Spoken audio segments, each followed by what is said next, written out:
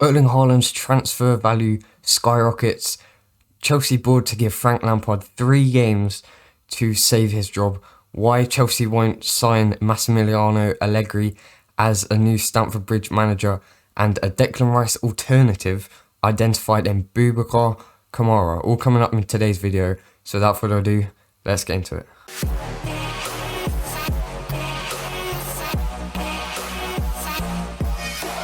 Hello and welcome back to another video. Today we've got another Chelsea transfer news video, starting off with Erling Haaland. Chelsea have really stated their interest recently in the Norwegian, and due to that interest, it looks like his value has increased by £35 million. It was looking like he has a release clause between, I think, 55 million and 75 million. I read some places at 55, some places at 75, so I'm not sure what that's all about. But lots of clubs are thinking of paying the release clause, because that much for one of the future generational he's already one of the best strikers in the world, and at the age of 20, in the future he could become one of the best ever. And for 55 to 75 million pounds, that's a bargain. However, Chelsea were like, you know what, all those guys, they're thinking of getting Haaland in the summer. No, not next summer, summer of 2022, which is a long time away. And Chelsea were like, you know what, if we sign him this summer, then we'd have to pay a bit more than the release clause, but we'd get him before everyone else. And in the future, he's definitely going to be worth more than whatever they're asking. And he, obviously his release clause, I'm pretty sure it's £55 million, but the amount of money that Borussia Dortmund, I don't know if they stated it's the amount of I don't know if he stated it's his price tag, or that's the minimum they're going after, or it's just his value, but £89.5 million seems to be the amount of money that would do the trick to sign the Norwegian out of Dortmund and into any European club that want him, I guess. The Athletic reported on Wednesday that Chelsea are willing to break their transfer record to bring in Erling Haaland from Borussia Dortmund, due to his amount of goals he scored this season and last season, and he seems to just be getting better with every single game. Either way, Dortmund look like they're going to be getting vast amounts of profit, as they brought him in from RB Salzburg last January, I think it was, for only £18 million, which if they're selling him for 90, that's £17 million, £70 million profit. However, former Norway international and ESPN journalist Jan Åge Fjørtoft has told Chelsea that they need to forget about signing Haaland. What a party pooper. He said we've got to forget about buying him, throw it out the window, it's never going to happen, as he's happy where he is at the moment and he's still developing. This guy, just get out my life. We want Haaland. We're going to spend £90 million. Surely Dortmund would accept that, considering they'd be getting less next summer, surely. And Haaland probably wants to step up from Dortmund. I guess with the performances at the moment from Chelsea, it's probably a step down, but with Haaland, we definitely increase. And can you imagine the front two? When Werner gets firing again, Haaland with Werner playing off Haaland, Christian Pulisic making a runs, dribbling into the box, Hakim Ziyech doing his wonder work on the right, Mason Mount and Declan Rice in the midfield. I need to calm down. Okay, so Chelsea's run of form recently has not been good. 5 losses out of their last 8 is nothing to boast about. Lampard's not doing a great job, but like I said last video, and countless times, Lampard, he wasn't brought in to instantly win trophies. He was brought in as a long-term future, and he was never gonna win trophies, like I said, as soon as he came in. It was all about a long-term plan and trying to keep him in for a while. He's a young manager, he's only 42, and he's already a Stamford Bridge superhero. He's treated like a superhero. He's gone down in the history books. He's Chelsea's top ever scorer, Chelsea's best ever player. It is our manager, and I think Abramovich,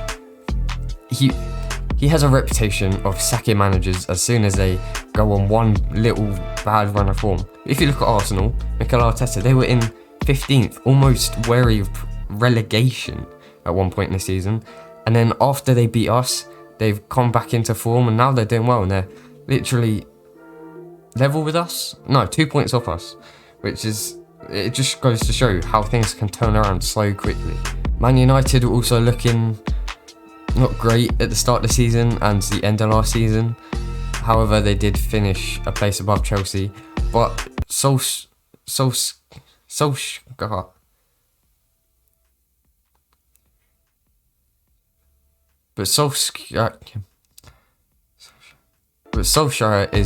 he's doing a good job at Manchester United, and they're top of the league at the moment. They beat Fulham last night, and despite going behind, Paul Pogba has shown his class now.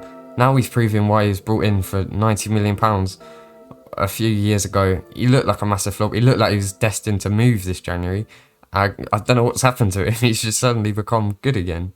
But after the crisis talks held with Abramovich and Lampard in the club's hierarchy yesterday, it has come out that Lampard is going to be given 3 games to save his career. Chelsea thought they'd be challenging for the title this season after bringing in Timo Werner, Ziyech, Havertz, Chilwell, Mendy, Thiago Silva, but it's gone down the drain. We're in 8th. I don't even want to look at the table. I think we're in 8th. We're probably in 9th by now. They're not going to axe Lampard just yet due to the fact they know how popular Lampard is at the club to the fans and what Frank Lampard means to most diehard Chelsea fans. Chelsea can't afford to lose against Luton on Sunday in the FA Cup. If we lose to Luton, then it's game over. It's game over for Lampard. Tuchel looks to be the number 1 choice. Julian Nagelsmann has turned down his interest, or RB Leipzig said they're not getting rid of Julian Nagelsmann. Ralph Hasenhüttl, Southampton manager, he's doing a good job over on the south coast, but I don't think he's going to be leaving halfway through the season. And then after Luton, we've got Wolverhampton Wanderers. We lost them earlier on in the season, if you remember, to a Pedro Neto late goal. It was kind of the start of our worries. We lost to Everton, I think, the week before, and since then it's gone downhill. It was a last-minute winner. We didn't deserve. I don't really remember the game. It was like 3-2 or 2-1 in the last few minutes. I was fuming. I was mega fuming. Then after Wolves, we've got Burnley. If we lose to Wolves and then fail to beat Burnley, it's pretty much game over for Lampard. He's gone. He's left. He won't leave. He won't resign, but he will get sacked by Abramovich. And after Burnley, we've got Spurs. That would mean our first game for our new manager. If Lampard was to get sacked, it would be Spurs. Hopefully we could get a result. You never know. But I want Lampard to stay in as long as possible. I believe in him that he can turn things around. Okay, so very, very quickly, Massimiliano Allegri was the Juventus manager for a good while. He's won it all over in Italy, and they brought in Maurizio Sarri, I think it was, to replace him. Well, Maurizio Sarri was their manager last season. I don't think he's been with a job since. They obviously brought in Andrea Pirlo this season, Juventus. They're not doing great. I think they've got a few games in hand, but the maximum points they can get is 2nd. They won a trophy last night. But Massimiliano Allegri is not going to be the next Chelsea manager, according to midfielder Craig Burley, as he's just basically Jose Mourinho, the Italian Jose Mourinho. No, I'm joking. Burley just thinks that he doesn't really have the frame to take over at Stamford Bridge, and Chelsea would rather play with Tuchel, and they're also looking to bring in a German manager to get the best out of the likes of Werner and Havertz, and maybe even Rudiger, but please not Rudiger. Please not Rudiger. So if Lampard was to go, Tuchel is our top choice, and the most likely to replace Lampard. Okay, lastly, if I tell you the name Kamara, you'll probably think straight away to Chris Kamara. Hopefully this Kamara, Boubacar Kamara, has a bit of a better memory and sight than Chris Kamara. I know everyone loves Chris Kamara, but this is Boubacar Kamara. He's 21 years old, he's French and plays as a number 6 or a centre-back for French team Marseille. They're doing very well out in Ligue 1, Wait, I think they might be first last time I checked the league table. Oh, they're in 6th.